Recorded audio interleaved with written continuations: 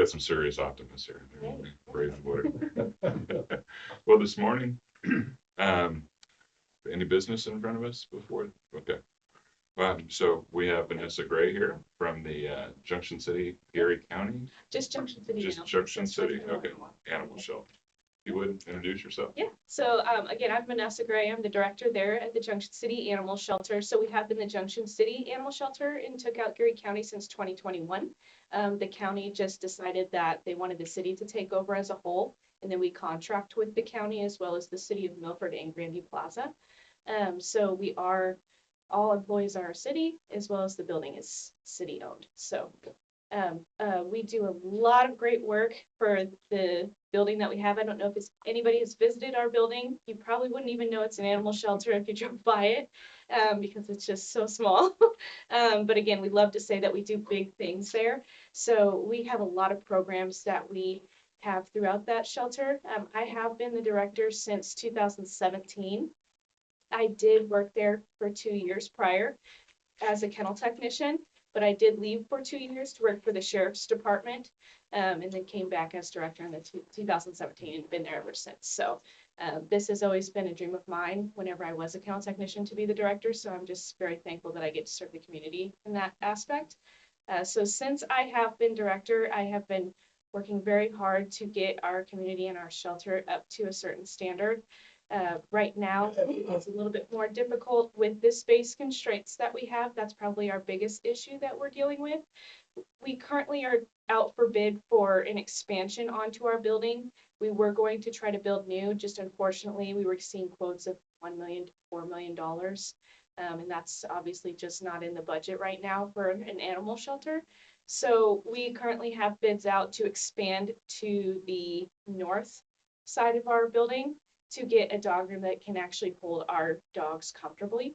Currently, we can technically hold in dog runs that are built 22 dogs, and we're usually sitting between 40 and 70 dogs.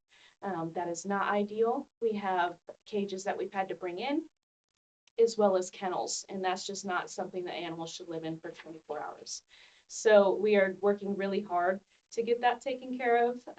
It just is a matter of money when it comes down to it. And as we know, government funding can be very difficult when it comes to that kind of thing, especially with animal welfare. It can be more difficult to prioritize that over other needs that the city has.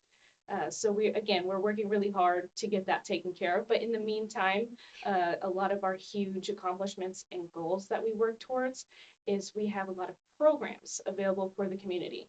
So the biggest one I like to touch on is something called Maxis Fund. It's a donation-based fund that we house in our accounts, but people just donate towards it and it goes right back to the community. And what it is a fund that people can apply for if they need vet assistance, if they need supplies that they can't afford. So for example, people can apply to get their pets fixed if they cannot afford it. We ask them if they need the full amount covered or just partial. Sometimes people say, I just need a little bit more help. Others, they just need the full amount covered. The way we look at it is that we're going to combat the overpopulation problem. So in hand, it helps us, as well as if they do apply for like behavioral issues for their pet and they can't afford training, that's going to stop an animal from coming into our shelter. So these things are proactive for the shelter to have this fund. The fund so far, since we started it in about 2021, 22, has paid out for the community about $30,000-$40,000 worth of care. Some of those, again, it's spaying and neutering the pets. We've had people, their puppies come down with parvo. And if you don't know anything about that, very deadly for puppies. Yep, so they need to get treatment as soon as possible. So we have covered that full treatment for people because otherwise they had to choose between their pet and money. So that's a very easy decision for us to help. As well as we've assisted with something so simple as their pets just need vaccines. They just can't afford them. In turn, we're seeing less parvo, distemper, things like that on the street. So it all works out to help the community, but it's also helping our shelter as well with that fund. So anybody is welcome to apply. Originally, it was just open to Junction City. However, we do accept donations from everybody. So I think it's only fair that we open that up to everybody. So anybody's welcome to apply. Say the name again. Max's Fund, Please spell it. MAX' Fund. Yep. And it is named after a dog named Max. And I don't know if anybody's familiar with that story. In 2019, I was called out December 26th, actually, by the police department. They had a cruelty case happening. I wasn't sure what it was about. Whenever I got on scene, it was about a 3-month-old puppy. And unfortunately, his owner chose to take his jaw with his hands and rip it apart. And and so he had 2 open fractures on both sides, and I had to rush him to K-State. Luckily, we had a Petco grant that we were able to pay for his treatment. And the owner actually did get the felony cruelty charge on him, but unfortunately in the state of Kansas, that's 1 year in prison. So he had already served his time that next year. But Max, now I may have forced my parents to adopt him so that way I can see him whenever I want. But we named it after Max to hopefully stop. We can't necessarily stop cruelty because unfortunately humans cannot be so kind, but neglect, those things that may just not be their fault. They may not be able to afford care, and it's just they let it go because they just don't have any options. So that fund is in hopes that we don't have a lot of neglect cases, or we can potentially avoid those by assisting the community. So anybody's welcome to donate towards that. And people are also welcome to apply at any time. We do have a cap on it. They can only apply twice a year. We were just seeing every month or every couple weeks.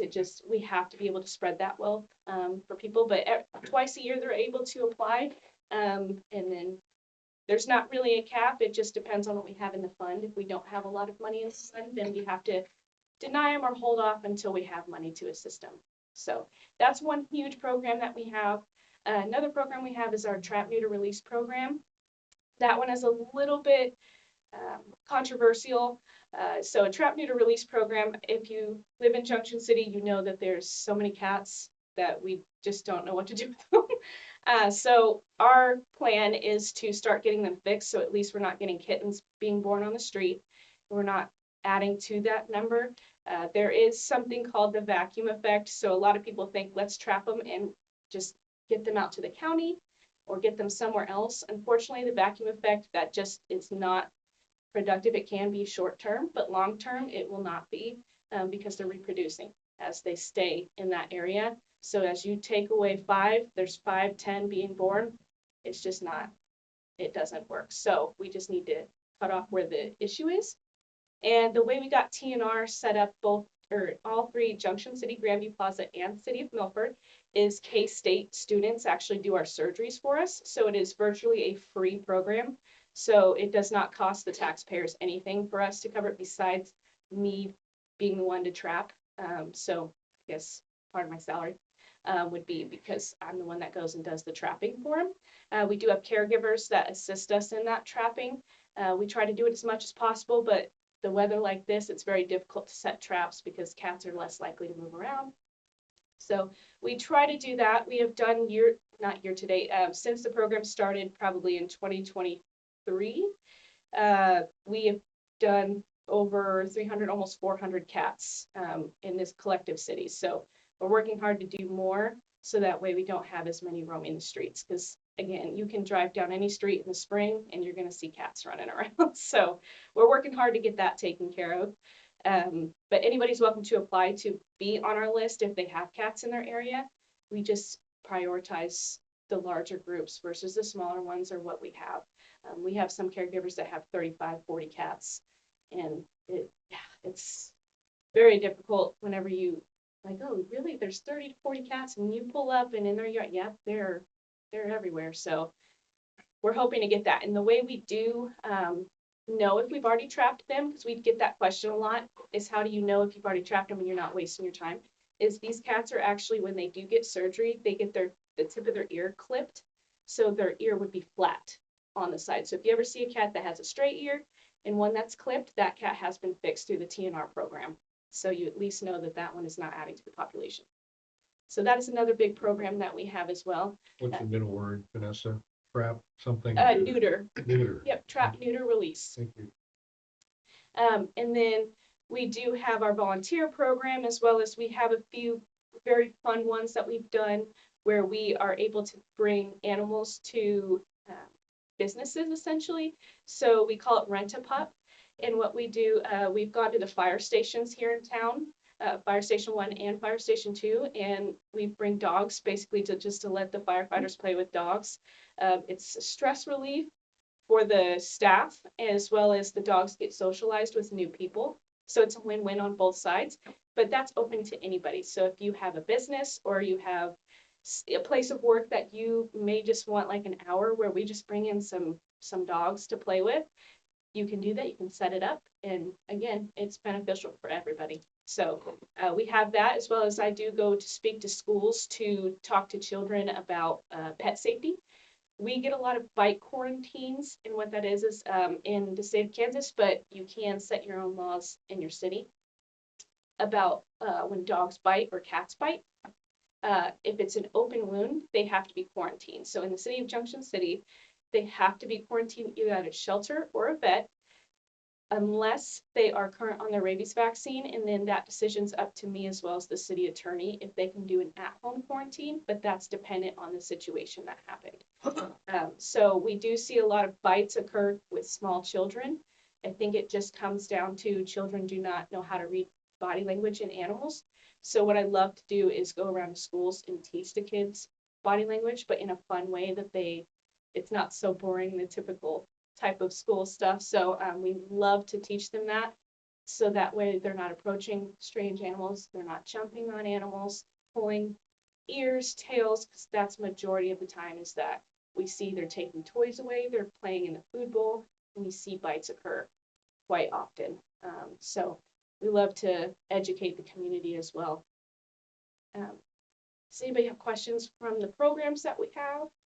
Yes, you have a program of catching cats, Mm-hmm. and you're gonna catch somebody's cat who's been left out. And there's many cats that are left out to do their thing and come back in. So how do you deal with that? Owned cats? Yeah. Is that the question, how we deal with the owned ones? Yeah. Yeah, so we do post photos of the ones that we are trapping, but we did, in the beginning of our program, we sent out letters to the community letting them know that we would be trapping in certain areas. And if their cat is outdoors, it might be subjected to getting fixed if it's not, and it might come back with an ear tip. We have had a situation kind of blow up in reference to that in Grandview Plaza, where we did let them know we are trapping in your area. Somebody's cat, they let outside, but they let him outside intact because they just recently had got him. But we don't want intact cats on the street because, again, it's just going to blow up the population. So we ended up trapping the cat. We got him fixed. We released him back. They found that out. They thought that we mutilated their cat. It turned into a pretty significant situation, but we had to explain that the city of Grandview, they signed up for the TNR program. This is what it is. Your cat's now fixed for free, vaccinated for free. Kind of a win-win. So we just had to deal with it in that certain aspect, but we do make sure the community knows that we are trapping, so that way there's not any concerns that way. And it's ultimately owner's responsibility to make sure they're indoors if they don't want them fixed, but I just hope that they do want them fixed. So that's kind of how we deal with it. But if we do catch them or they see it before we even get them fixed and they reach out to us, we will return them back to them. I have a coworker that works at Jim Clark's on Grant Avenue that I think you're quite familiar with. Yes. That participates in the trapping. And I was there a couple of Sundays ago, and he shows up every day to feed Yes. the cats. And 42 cats Mhm. is what I counted from the trailer parks that Yep. come running to the back of our store. And he was pointing out every single notched ear. And he's been a participant in the trapping and whatever else. I mean, he's the kind of soul I know when it comes to animals. Yes. But it's unbelievable just in Yeah. that one feeding that there were that many. And I was like, oh, because there's a shop cat that he has. Yes. But Daniel. mhm. Yeah, that's great. but when he starts shaking this, and I could not believe the cats had just disappeared. I mean, just Yeah, Grant Avenue is a very saturated area for cats, and that's an important reason why caregivers are so vital to that program. Because if we go out there and just attempt to trap, we don't know where these cats are. We don't know when they're eating. We don't know if they've already ate, and that's huge. So we have to touch base with the caregivers and let them know, hey, please do not feed the night before, because what we do is we put wet food or tuna in the traps. We want them hungry. We want them to go in the trap. Trap is a little weird, cats are not going to be so keen to doing it, but they are very food motivated. So I actually have video on our TNR programs page that you can watch, that just the process of them going in the trap and how it works. And especially Daniel, those cats, sometimes I will set 5 to 10 traps, and within 15 minutes, all of them are snapped. In other places, I can set them for 3-4 hours and I don't get 1 or 2. So it's because the caregivers are vital to that program. If I don't have caregivers, it's so much more difficult to actually get them trapped. So What are recommendations for dealing with animals during the winter months when it's cold? yeah. So right now, this is that time where I think everybody is concerned about the animals on the street. It's bitter cold. So we do like to put a lot of PSAs out in reference to making sure your pets are indoors. If they go outside, limit it, especially in those negative temperatures. A lot of people think that they cannot get hypothermia, they can't get frostbite. They 100% can. Even I have a Bernese Mountain Dog, and he is very fluffy. This is his type of weather. However, his paw pads are not protected from the very extreme weather. Sometimes because you can't get those dogs inside. I'll tell you, they love to just lay in the snow. But they have hair in their paw pads that will get balled up with ice, and they can't walk at a certain point. So your dogs may not know their limits, but just try to know the limits for them, because it gets really rough. But I would say just make sure to limit time outside, make sure they are hydrated, and especially senior dogs or senior cats, they have a lot more difficulty whenever it's cold outside, just because their joints are a little bit achy. They could get stuck in situations that they might not normally, because the cold really just makes everything frigid. So I would say just make sure that they're protected, they're bundled up. We do see a lot of caregivers, and if people do have outdoor pets, it's very difficult to have them bring them inside. We have brought out straw before for people, so at least we know that they're getting some sort of insulation. You want to use straw versus hay. The easiest way is to remember is straw for strays. Straw does not hold moisture. Hay will have moisture and it will freeze. Blankets, a lot of people like to put out too, but those hold moisture and they will freeze as well. So always use straw. So Would you touch on your programs for finding homes for dogs? yeah, our adoption programs. Yeah, so we love to do off-site adoptions. With this weather, it's a little bit more difficult. But again, those programs that we do, like the Rent-A-Pup, things like that, that actually helps because people do see them in a different light. And they're like, oh, wow, okay. Or even those places. We've tried to talk the firehouse into adopting. We're still working on that one, but we do a lot of adoption online. We have 97.5, the radio station. He comes and actually does showcase videos for us for our adoptable pets. Otherwise, what we do at the shelter, because we have the issue in our dog room right now with space, it's just not conducive to have people walk through our dog room. So what we have is a book online on our counter. They can flip through it, and if they see anybody they want to visit, we actually bring them up front for them. And that's actually very beneficial in several ways. If you go in the back and you see a dog running and jumping on the cage, you're less likely to want to visit that dog, right? That's just how they have in their kennel presence. But you bring them out and they're just tail wagging and everything. So it also works beneficial in the dog's favor. We don't want them to have a false sense of what this animal is about. But it's also for safety purposes right now until we get a building that is better suited for people to walk through the dog room. But we let them come look. And then if they are interested, they fill out an application. We do have that online as well. People aren't able to make it in person just yet.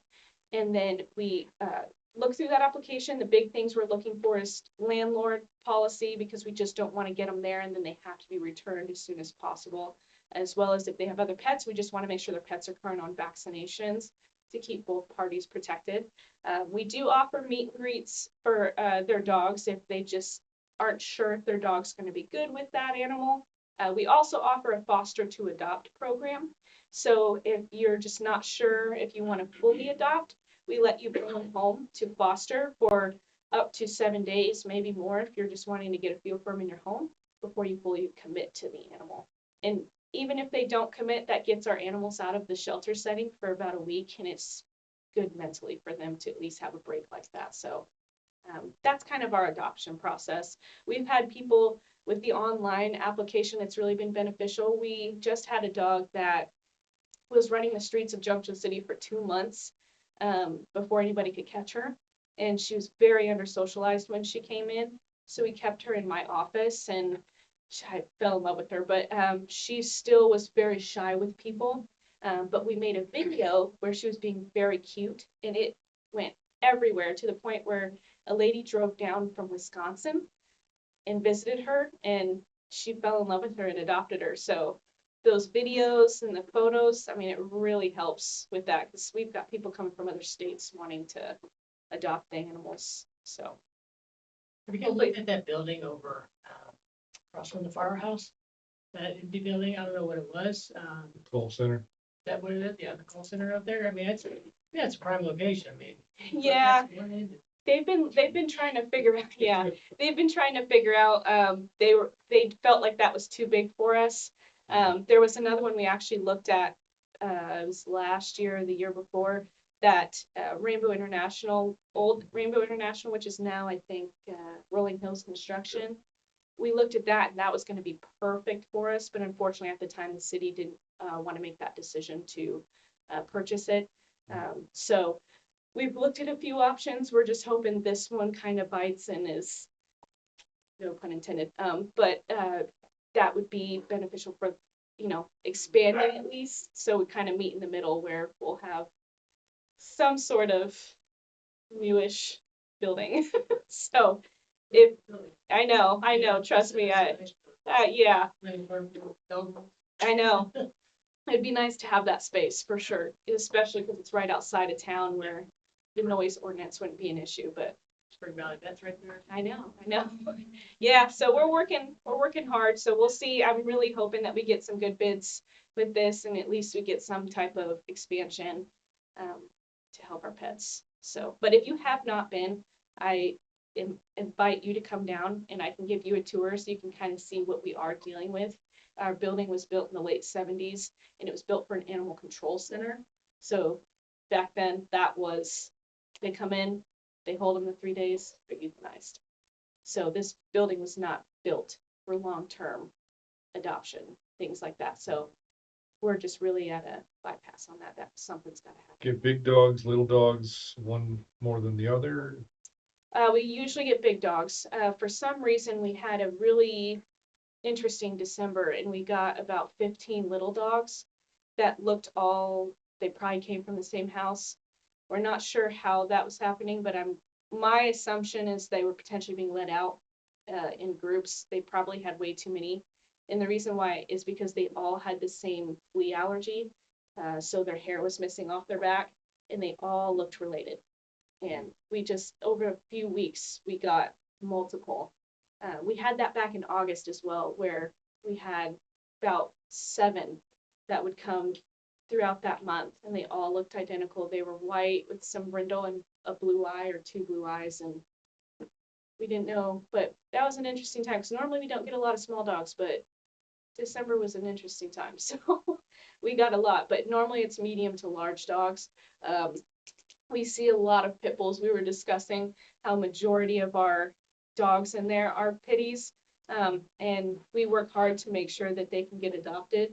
It is very difficult in a kennel setting for any dog, because they're surrounded by 30, 40, 50 other dogs. And I don't know about you, but if you've stepped in our dog room or even stepped in the building when they're all barking, I couldn't imagine living back there 24/7.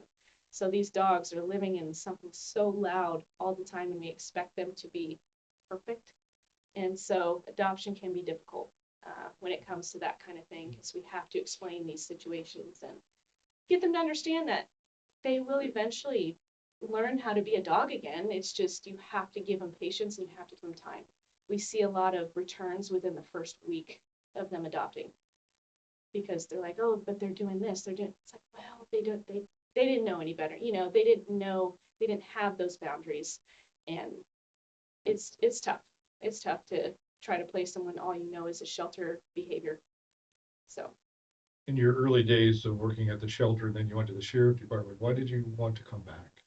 So I originally left because there was no room for me to go up, and I knew I had big plans, big ideas for the shelter. So when I left, I just hoped that would open up. So when it did, I just jumped right at it. So I had big dreams for the shelter, and I had a 1 to 5 year plan whenever I first started. And because I am a very impatient person, I got most of them done in the first year. It was a very exhausting first year, but we got a lot of them done. But this building renovation is probably one of the last ones that would have been on my list, is to get more space for the shelter. So really hoping that we can get that sorted. But I've always loved animal welfare. Being a kennel technician is no easy feat. I will say my staff has the hardest jobs out of them all.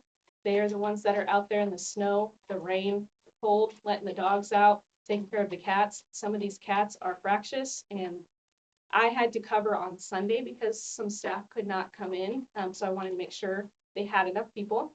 And we have some feral cats in there right now. And I will tell you, they are interesting to try to clean in a cage that's about this size, because some of them are so scared they will stay away from me, but others are fighters and they will come at you. So we have a lot of safety equipment, and we do a lot of training to make sure, because cats even give body language signals. They're just less than dogs. But yeah, cats can be spicy, and it wakes you up first thing in the morning, but sometimes cats are flying around the room because they just will come at you. So that's why the TNR was also started, so that way we don't have to take so many feral cats in for safety purposes. So. I guess doing the shot program or anything that Yeah, vaccination thing in? that's a great question. So we do have a vaccine clinic twice a year, low-cost vaccines. Our next one will be in April. We do $10 vaccines. Each vaccine is $10. So we provide 3, the rabies, distemper parvo, and the FERCP, so this equivalent, the cat equivalent. We do provide those $10 a piece. So we'll open that up. We do pre-registration, so that way we can have everybody's paperwork ready to go when they come in, because we see a lot with low-cost vaccine clinics. They don't get their paperwork until later on, and people need that right in time. So we want to make sure to have it ready for them, so they come in, they get their animal vaccinated. We just give them the paperwork and they're good to go. So what vaccinations are required? it's a good question. So in the city of Junction City, the only one that is required is rabies. And that is with how the ordinance is written, it says 5 months and up. However, rabies vaccines can be given at 12 weeks initially, then on. So I do recommend getting that as soon as possible, because we do have a lot of wildlife out. You just never know. And for me, though, my opinion on it is get them all, especially if we don't provide at our shot clinics the lepto version, but your vet will. But leptospirosis is spread through wildlife in puddles, things like that, and it can cause kidney failure in your animals very quickly. So I do recommend opting in for that if you do go to your vet. We just don't provide them at our clinics because the lepto vaccine has a small chance of an allergic reaction to certain breeds. Not as common, but we just don't want to take that risk just because we're doing a pretty quick clinic. So You take advantage of that, you gotta get there early. yeah, oh yeah. So it's a drive up style. You don't set a time. We just do it between 1 and 5 p.m. and it's a drive-through style. They drive up to the front of the building, you walk in. We have cars wrapped around all of Public Works all the way down to the road. Some people are there for a few hours, but for $30 vaccines or $10 vaccines, it's worth it. Oh, yeah, we got there early, luckily. So we have a raffle every week that goes towards our scholarship. We could have you pull a ticket from there. Or if there's somebody else. 258. Is it you, Ron? Oh, there's something. This is getting What's straight. grand? Yeah. Third time in a row. Wow, our lucky winner. I'm a major donor. Gotta give you a tax statement, tax. We have a card for you. Thank you Thank so you so much. much. We really appreciate Vanessa. what you do for our community. Next week,